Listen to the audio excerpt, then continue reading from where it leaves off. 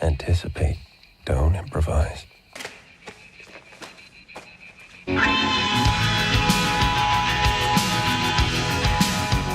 My process is purely logistical, narrowly focused by design. I'm not here to take sides.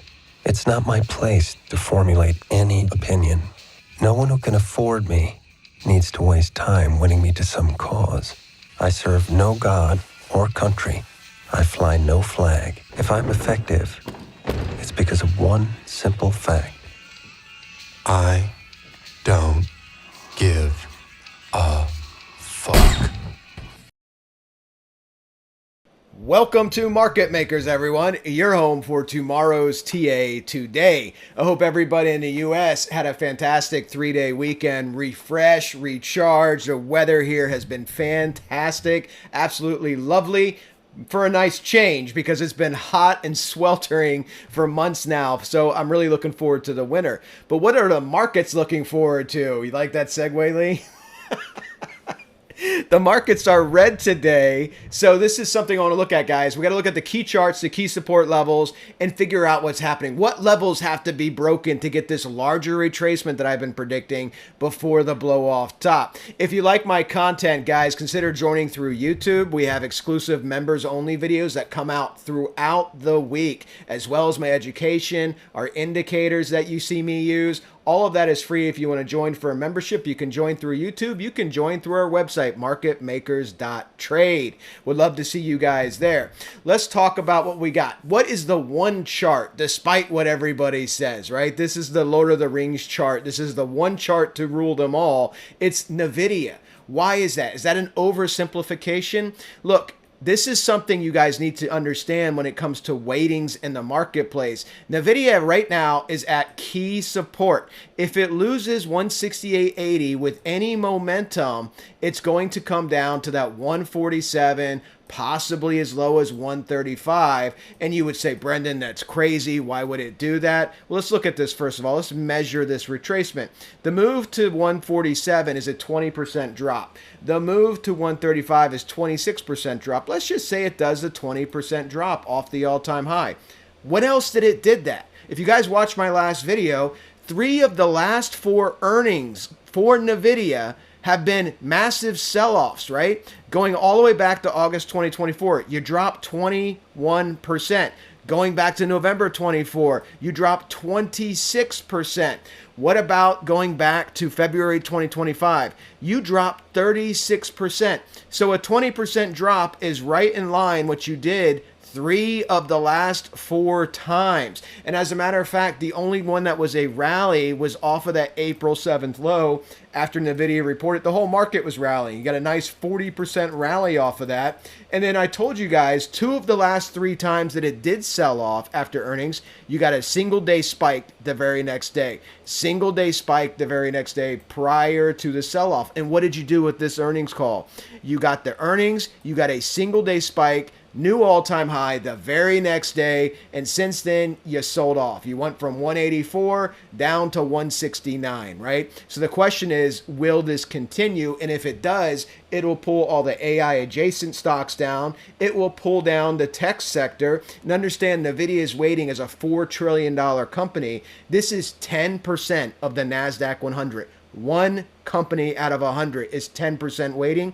In the S&P, out of 500 companies, this has an 8% weighting. This will trigger your retracement, okay? So you want to watch this chart, watch 168.80, see if you can hold it, see if you can ping pong, stay above, go sideways before the move up to the blow off. But we don't know. You got to watch this and see what happens here, because we are just beginning the September trading. What about the world markets? We covered these extensively in the last video, guys, but I'm just going to show you the DAX. The DAX went right up to target, 24,628 off the pandemic low. Where are you now? You are 1,000 points lower. You're having your retracement before the DAX bases and then lifts off again with the U.S. markets. So your key levels here, because we got a lot of Europeans that like to trade the DAX.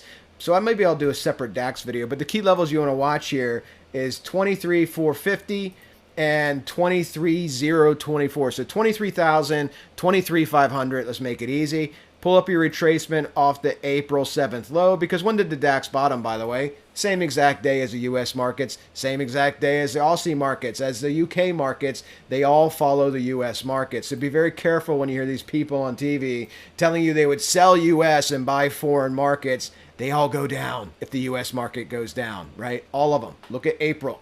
So when you look at this, DAX is at 23,586. Where could this go? 22,557, 21,880. If you take out these fractal lows, 23,500 and 23K, those are your two targets. That would be your DAX retracement off your all-time high. You're looking at 9% down to possibly 12% down. If we move forward to the ES. Now, this is what I love about patterns, and this is what I love about understanding cycles, right? When you trade the markets with geometry, when you trade the markets and you study the cycle and you do your best to assign probabilities for the cycle, this is how you get targets 9 months ago, right? 9 months ago, what was the target, guys? 64.36 to 65.22.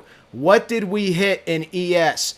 We hit 65.23 within $1 of the top end of the target. Where are you now? 63.97. So you've had this drawn here. Now, if you turn on Bloomberg, they have everything from tariff derangement syndrome to, oh, it's seasonality now. Oh, to it's the judges possibly overruling tariffs and having to go to the Supreme Court, to it's the inflation that just hasn't ever showed up, not in history with tariffs, not in the 1920s, not in the 1930s, never had inflationary tariffs, but that is also the narrative. So they put all that together, and then the uncertainty, or 9 months ago, I drew an ABC for you. I showed you the geometric projections of that, and we hit it within $1 before retracing right now. So we're going to look at this zoomed in, right? This is why I love cycles. You got to understand how this market's moving. When you look at this zoomed in, you haven't broken any key market structure. You have a nice sell-off. You have to break 63.62 here on ES. This is S&P futures. If you break 63.62, and you have to break 62.39. If you do these types of moves and break down below these levels, where you're going? 58.77, 56.77. Why do I say that? Because that retracement down to the 382 is your 10% drop, which I have been predicting. 10% drop prior to the blow off. I think you're just going to hold right around that 58.77. You have a lot of confluence there as far as market structure. It's an extremely bullish retracement to do 10%. And look, you still haven't done it yet. You haven't even progressed the bare minimum of breaking down this structure. You got to take out 63.62 and you got to take out 62.39. If you don't, you could be ping-ponging. And if you ping-pong and start making a coil, a tighter and tighter coil like this, what's going to happen? That's how you're going to break out to go to 7,000, right? So you want to watch this structure. Right now, you have some selling pressure. You need to break key market structure to get more downside. So if we look at this, where are we at? Where's that key market structure? Well, let's just look at this from an absorption line. If you're trading using my delta volume, my Desmond volume delta, your absorption line is right here. You have to break this. This is where buyers keep stepping in. And where is that on the charts? I'll show you in a second. But look at the momentum. My Sigma momentum oscillator, bearish. Look at the money flow, bearish. Everything's bearish. But on volume, which is all that matters, this is real time. Remember, volume is real time. This is lagging. This is lagging. All the indicators you see guys on YouTube use, they use 20 indicators. They're all lagging indicators, moving averages, all that. Volume is real time. You have to break this market structure, which is right there at 62.39. You break that, you're coming to 58.77. You got the 10% drop. Then you're going to blow off. Okay, so that's important to understand. You look at the spider, same thing, guys. Target reversal zone 642, 655 for summer rally, selling back off. You need to break 632.95 and you need to break 619 to come down to the targets of 585, the lower target of 565, but I think you're just going to 585. So you got to get this type of price action to come down, break down, come down to 585. That's your larger retracement, which obviously if the futures does it, it'll happen in the spider. If it doesn't do that, then you're just in this zone where you're making a coil, get some down thrust, and then you want to watch the price action, because if it starts elevating to the upside with a series of higher highs, possibly higher lows here, then that's your breakout to go to the higher level targets that we have on the spider, the 695, 750 levels of the spider. You look at the Qs, all on the same thing, guys. Reversal zone, 580 to 588. You got right up there to where we get to here. We got to 583, so right in the reversal zone. But again, you got to break that structure. 558 is your structure, as well as 550, what is that, 551? 558, 551, if you can take that out, coming down to 514 at the 382, okay? That's the levels you need to take out. If you don't, then watch the coil. Just watch the price action bias, which way this wants to go. If it starts going up, starts breaking down. We don't have any type of movement like that yet. NASDAQ futures, summer rally target. We got above it to that next level, 23,913.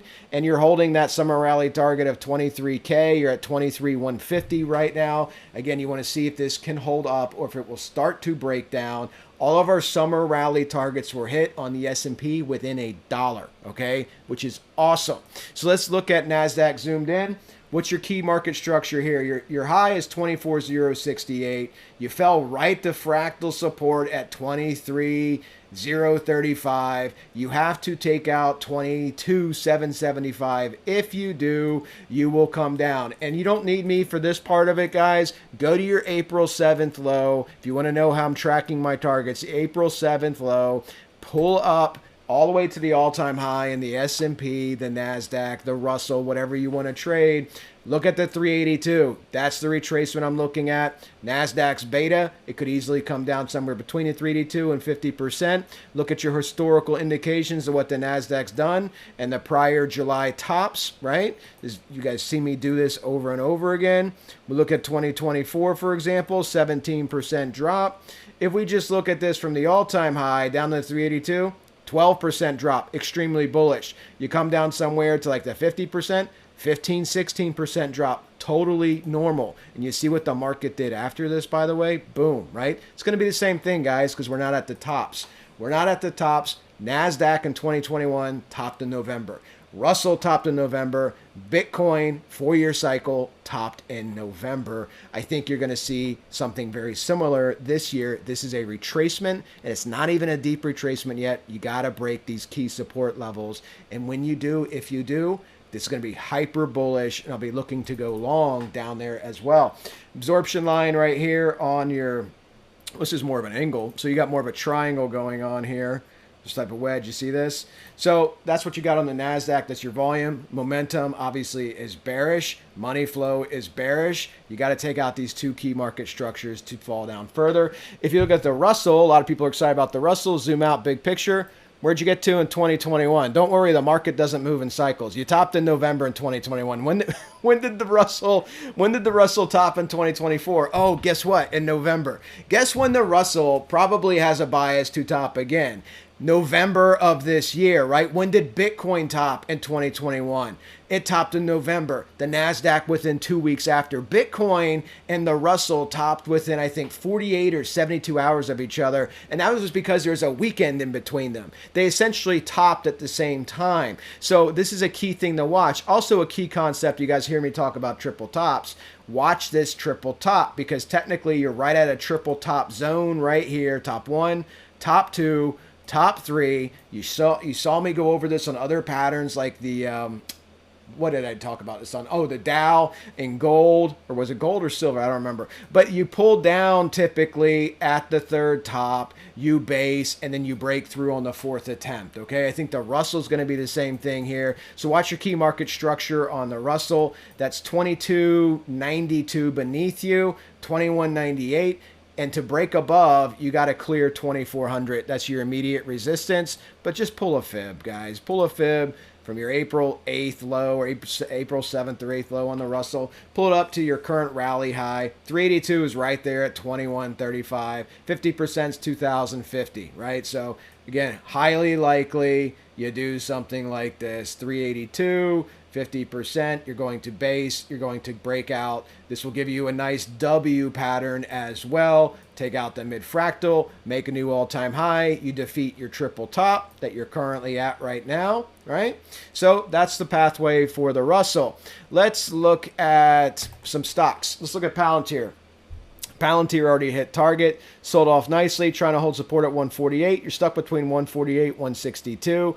Watch and see if Palantir can hold this level, right? Because it can have a bias to go up or down. Obviously, if everything starts rolling down further, look for Palantir to possibly go deeper. It actually hit the 382 target, which was my target right there at 142. Next level down is 128. So watch these levels to be more bullish. You got to get above 162. Hold 162, then it opens up your 184 corridor. You look at Apple, you're seeing the same thing, right? You got a coil going just like you do in the indices. Apple stuck between 225 and 234.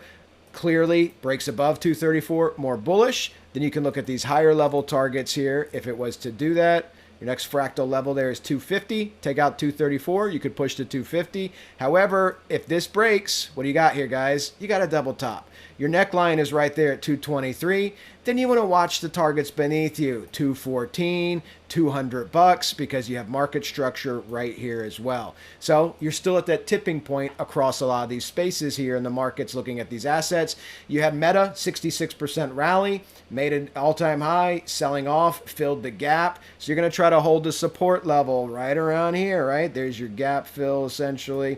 But you look at your gap fill. So that's where you fell down to. Could Meta go back and forth? Could you ping pong with the indices? Of course you can. If you do break down further, there's my target, 675, 638. You got to get below 724 to start breaking down to 675, 638. You got to climb above 763 to look up to 782, 804. Okay, so you're at support levels with a bias to the downside based on the indices metrics, right? Looking at Microsoft, we got up our pump, right? Look, same thing. This is the same thing NVIDIA did, false break, right? So you have an earnings call, you have earnings come out, you got a gap, right? So Microsoft gapped up, sold off right after earnings. That's exactly what NVIDIA did 3 of the last 4 times now.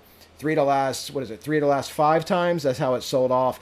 So that's what you want to watch when you look at some of these. You had the false break up to the upside, and now you're holding support levels. But my deeper support levels on Microsoft, 474, 450, you're at 502. To be more bullish, you got to come up, right? You have to come up and start taking up this upside where you have that resistance at 544. But again, you're just going sideways in a lot of these markets, and watch what the indices do. Watch if NVIDIA breaks down. It's going to take everything down with it.